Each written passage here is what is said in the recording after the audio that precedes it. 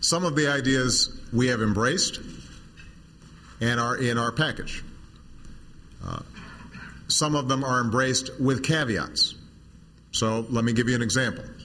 I think one of the proposals that has been focused on by the Republicans as a way to reduce costs is allowing insurance companies to sell across state lines. We actually include that as part of our approach. But the caveat is we've got to do so with some minimum standards, because otherwise what happens is that you could have insurance companies circumvent a whole bunch of state regulations about, basic benefits or what have you, making sure that a woman is able to get mammograms as part of preventive care, for example. Part of what could happen is insurance companies could go into states and cherry pick and just get those who are healthiest and leave behind those who are least healthy, which would raise everybody's premiums who weren't healthy, right? So it's not that many of these ideas aren't workable, but we have to refine them to make sure that they don't just end up worsening the situation for folks rather than making it better. Now, what I said at the State of the Union is what I still believe. If you can show me, and if I get confirmation from healthcare experts, people who know the system and how it works, including doctors and nurses, ways of reducing people's premiums, covering those who do not have insurance, making it more affordable for small businesses, having insurance reforms that ensure people have insurance even when they've got pre-existing conditions, that their coverage is not dropped just because they're sick, that young people right out of college or as they're entering into the workforce can still get health insurance. If those component parts are things that you care about and want to do, I'm game. And I've got I've got a lot of these ideas. The last thing I will say, though, let me say this about healthcare and the healthcare debate, because I think it also bears on a whole lot of other issues. If you look at the package that we've presented, and there's some stray cats and dogs that got in there that we were eliminating. We were in the process of eliminating. For example, we said from the start that it was going to be important for us to be consistent in saying to people, if you want to keep the health insurance you got, you can keep it. That you're not going to have anybody getting in between you and your doctor in your decision making. And I think that some of the provisions that got snuck in might have violated that pledge. And so we're in the process of scrubbing this and making sure that it's tight. But at its core, if you look at the basic proposal that we put forward, that has an exchange so that businesses and the self-employed can buy into a pool and can get bargaining power the same way big companies do, the insurance reforms that I've already discussed, making sure that there's choice and competition for those who don't have health insurance. The component parts of this thing are pretty similar to what Howard Baker, Bob Dole, and Tom Daschle proposed at the beginning of this debate last year. Now, you may not agree with Bob Dole and Howard Baker, and certainly you don't agree with Tom Daschle on much, but that's not a radical bunch.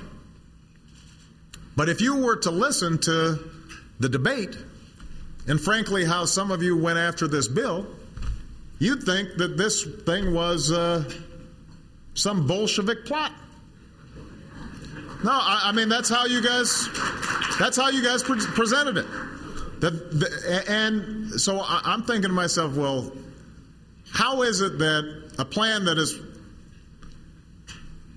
pretty centrist No, look, I mean, I'm just saying, I know you guys disagree, but if you look at the facts of this bill, most independent observers would say this is actually what many Republicans, it is similar to what many Republicans proposed to Bill Clinton when he was doing his debate on health care. So all I'm saying is we've got to close the gap a little bit between the rhetoric and the reality. I'm not suggesting that we're going to agree on everything, whether it's on health care or energy or what have you.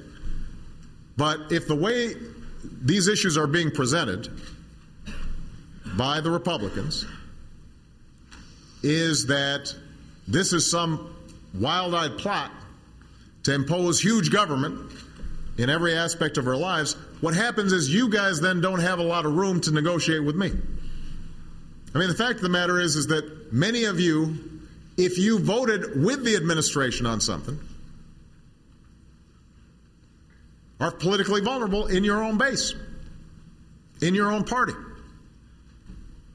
You've given yourselves very little room to work in a bipartisan fashion because what you've been telling your constituents is this guy's doing all kinds of crazy stuff that's going to destroy America.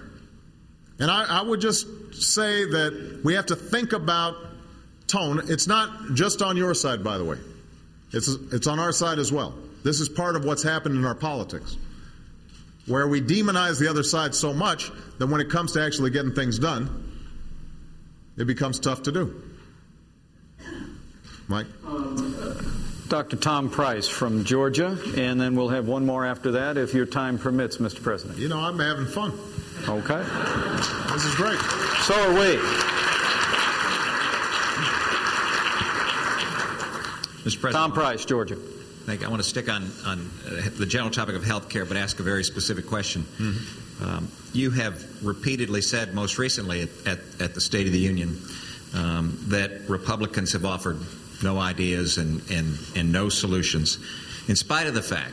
I don't think I said that. What I said was, in the context of health care, I remember that speech pretty well. It was only 2 days ago. I said I welcome ideas that you might provide. I didn't say that you hadn't provided ideas. I said I welcome those ideas that you'll provide. President, multiple times from your administration there have come statements that Republicans have no ideas and no solutions. In spite of the fact that we've offered, as demonstrated today, positive solutions to all of the challenges we face, including energy and the economy and health care. Specifically in the area of health care, this bill, H.R. 3400, that has more co-sponsors than any health care bill in the House, is a bill that would provide health coverage for all Americans, would correct the significant insurance challenges of portability and pre-existing, would solve the lawsuit abuse issue, which isn't addressed significantly in the other proposals that went through the House and the Senate, would write into law that medical decisions are made between patients and families and doctors, and does all of that without raising taxes by a penny. But my specific question is, what should we tell our constituents who know that Republicans have offered positive solutions to the challenges that Americans face, and yet continue to hear out of the administration that we've offered nothing? Tom, look, I have to say that let's just take the health care debate, and it's probably not constructive for us to try to debate a particular bill. That this isn't the venue to do it. But if you say we can offer coverage for all Americans and it won't cost a penny, that's just not true. You can't structure a bill where suddenly 30 million people have coverage and it costs nothing. And I understand that we're not interested in debating this bill, but what should we tell our constituents who know that we've offered these solutions and yet hear from the administration that we have offered nothing? I'm using this as a specific example, so let me answer your question. You asked a question, I want to answer it. It's not enough if you say, for example, that we've offered a health care plan, and I look up, this is just under the section that you've just provided me, or the book that you've just provided me. Summary of GOP health care reform bill. The GOP plan will lower health care premiums for American families and small businesses, addressing America's #1 priority for health reform. I mean, that's an idea that we all embrace. But specifically, it's got to work. I mean, there's got to be a mechanism in these plans that I can go to an independent health care expert and say, is this something that will actually work?